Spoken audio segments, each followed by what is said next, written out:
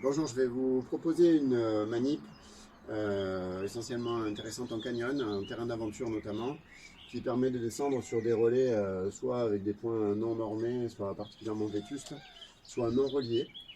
Et avec cette technique, on va réussir à descendre sur deux ancrages non reliés en les triangulant pour répartir les charges et sans laisser aucun matériel. Ce qui est intéressant si les rappels se suivent et qu'on devrait potentiellement laisser des cordelettes à chaque relais pour répartir la charge sur les ancrages. Autre intérêt de cette technique, elle va nous permettre, contrairement à pas mal de techniques, de laisser la triangulation et donc la répartition des charges sur le relais aussi pour le dernier équipier qui va démonter la manip et qui la démontera une fois en bas de la cascade sans démonter le système. Et deuxième gros avantage, il permettra, dans le cas d'un canyon avec des ancrages manquants ou vraiment abîmés, de descendre avec deux ancrages très distants l'un de l'autre, par exemple une tête de main courante ou un arbre très éloigné et un ancrage isolé, tout en les triangulant et en récupérant toute cette longue quantité de cordes qu'on n'a pas envie d'abandonner. Enfin, troisième et dernier avantage, la technique va permettre d'installer un guidé, donc sur des ancrages qui nécessitent une répartition, et ça aussi de manière assez rare, de laisser la triangulation pour le guider et pour la corde de descente en rappel aussi pour le dernier équipier et toujours de la même manière de récupérer tout le matériel. En premier lieu, quant à la qualité du relais, il ne s'agit pas de descendre en rappel sur un relais qui ne sera pas solide. Le fait de le trianguler ou de répartir ne suffira pas forcément à le rendre suffisamment solide. Il est donc nécessaire que les points soient suffisamment bons. Il est important que la corde puisse coulisser dans chacun des ancrages. C'est-à-dire que par exemple ici, c'est bon, elle est coulisse, enfin c'est pour après, pour qu'on puisse la rappeler. Par exemple dans ce piton, la corde n'aurait pas coulissé. Donc on a choisi d'abandonner un maillon rapide ou un mousqueton. On aurait pu choisir de supprimer cette cordelette qui est souvent dans un piteux état. Ce piton par exemple, qui est un universel, permet que la corde coulisse dedans. Mais ce n'est pas le cas de tous les pitons et il faut le vérifier. C'est là que la manœuvre commence. On va récupérer entre les deux ancrages, on verra plus tard que ça pourrait être 3 ancrages, une boucle de mou d'à peu près 1 mètre. On va ensuite confectionner à cet endroit, et en ayant bien réglé la triangulation, il faut penser à la direction de cette triangulation, c'est-à-dire soit on va descendre tout droit, soit si c'est un guidé, on peut lui donner un peu d'angle pour bien répartir sur les ancrages. Dans notre cas, ça va être un guidé. Donc ensuite, on va ici confectionner un nœud de fidèle stick, pour ceux qui connaissent. Vous regarderez, c'est un nœud qui nécessite d'être fait dans le bon sens. Il marche dans les deux, mais il est beaucoup plus facile à récupérer en étant confectionné dans le bon sens. Donc on va faire une boucle comme ça, qu'on va venir coiffer avec une autre boucle là-dedans. Donc c'est, pour certains connaissent ce nœud, sous l'appellation de nœud magique. Donc c'est un nœud qui est coulissant, et c'est ce dont on va profiter. C'est intéressant de faire le nœud le plus proche possible du relais pour avoir un relais confortable. Sur ce nœud, on va avoir une boucle qui dépasse et qui nous embête. On peut la mettre ici pour la ranger et aussi pour sécuriser la manip. C'est évidemment pas fini.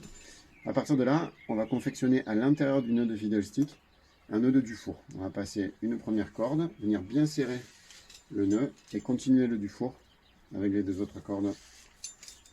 On va en faire 5, comme préconisé pour le Dufour.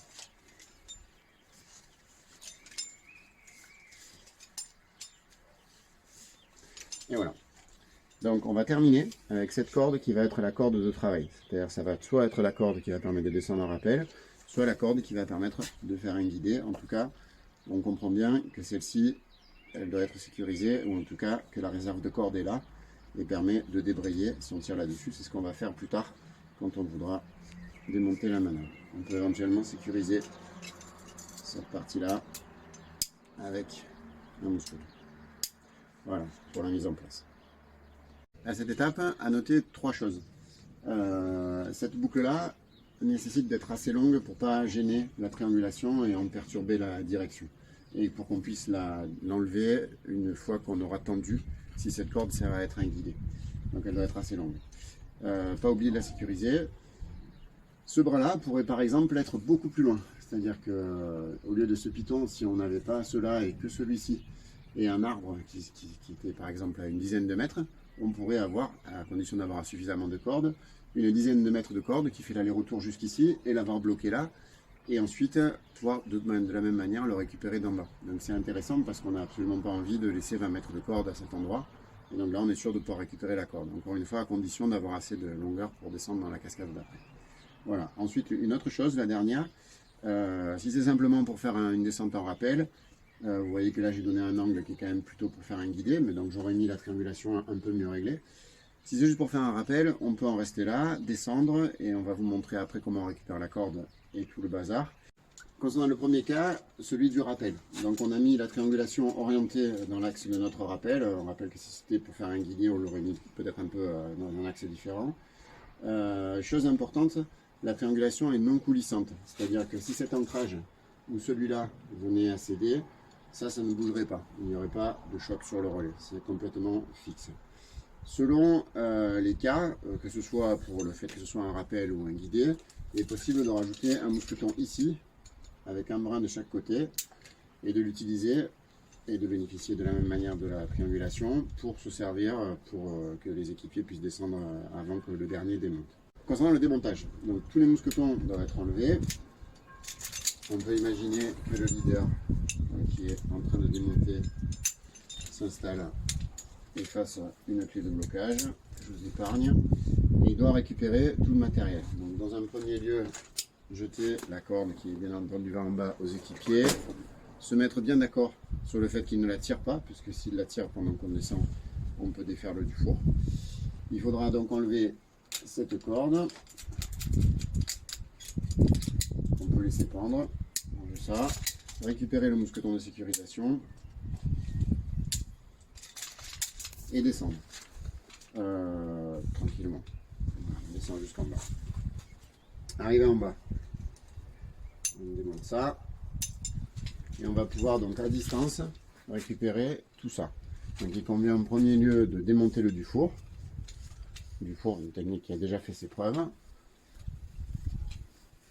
Et on va arriver au dernier nœud qui était celui qui tient le fiddle stick. Donc on va sauter la boucle, la deuxième, et en tirant le quinconce, il va se défaire et il n'y a aucun risque de coincement. Arrivé à cette situation, on est dans le cas d'un rappel classique qu'on va pouvoir démonter en veillant à ce que ça ne tourne pas et récupérer absolument tout le matériel pour continuer. Dans le cas où on souhaite se servir de cette corde pour faire un guidé et en plus de ça, le rendre débrayable du bas pour le dernier équipier, ce qui peut vraiment être intéressant. Il est nécessaire de confectionner à l'avance un nœud papillon sur cette corde. Si ça a été oublié, vous allez devoir du coup attacher quelque chose ici. Évidemment pas un bloqueur à cam qui serait susceptible de couper la corde avec la charge du guidé et le poids de l'équipier en rappel. Donc on peut faire soit un nœud papillon, soit éventuellement un mâchard. Le mâchard a l'avantage d'être réglable et de pouvoir être mis une fois que la corde a été mise en tension, s'il a été oublié de faire le nœud avant. Là, le sachant, je vais faire à l'avance un nœud papillon le plus près possible de mon nœud.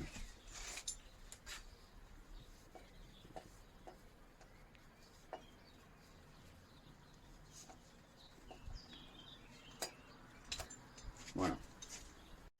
On pourrait être tenté, comme c'est parfois enseigné, de remplacer ce nœud papillon ou un mâchard par un bloqueur à cam.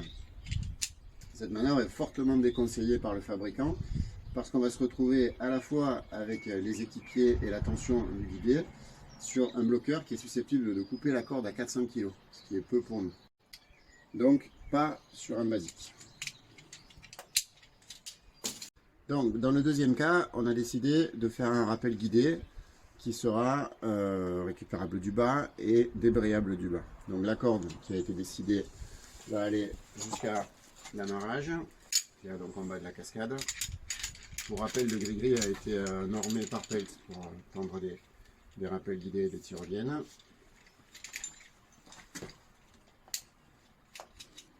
Voilà, on le tombera autant que nécessaire et on le déploie.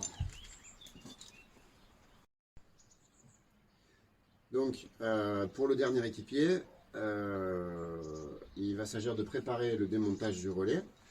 Donc, en déjà défaisant ce nœud de sécurisation, Celui-là aussi, peut-être qu'on peut jeter avant le sac, qui peut être récupéré par les équipiers. Hop. Voilà, il faudra veiller pendant la descente à ce que cette corde ne s'en mêle pas, parce qu'on serait susceptible de défaire le nœud du four pendant la descente. Là, on va enlever ce mousqueton de sécurisation. Et voilà. Bon, il faut savoir quand même que le dufour est très difficile à débrayer par inadvertance quand quelqu'un est pendu dessus. Malgré tout, c'est possible. Si quelqu'un venait à tirer là-dessus en quinconce pendant la descente, ce serait dangereux. Et ensuite, on va installer sur ce nœud qu'on avait fait préalablement avec une autre corde, la corde de descente en rappel du dernier équipier, en faisant ici, et par simplification, n'importe quel système qui soit un système débrayable du bas par les équipiers qui sont en bas. Donc on va avoir le dernier équipier qui va bénéficier à la fois de la corde du guidé et qui pourra descendre en rappel sur cette corde avec le système de votre choix pour être débrayable en cas de gros débit. Et ensuite, une fois en bas, cette corde sera récupérée et on démontera tout ça de la même manière que vu dans le premier exemple. Cette technique constitue une proposition, elle demande du discernement et une certaine expertise dans sa construction. Il y a plusieurs étapes qui peuvent être vraiment problématiques, donc ne l'entreprenez que si vous le sentez. Pour ma part, je l'ai essayé avec tout type de diamètre de corde, mouillé, non mouillé, sur des hauteurs de rappel assez variables, sans avoir jamais aucune embrouille. Il y a un développement intéressant qui permet de trianguler sur plusieurs points, jusqu'à 4 ou 5 points, et de la même manière d'arriver à les récupérer. Dans tous les cas, que ce ne soit pas un encouragement à descendre sur des relais trop vétustes ou pas assez solides, d'autant plus en rappel guidé qui les sollicite assez fort. Donc privilégiez toujours le fait de rajouter éventuellement un ancrage et d'avoir une possibilité d'aller dans les canyons équipés correctement que plutôt d'aller dans les terrains d'aventure où les relais sont trop mauvais.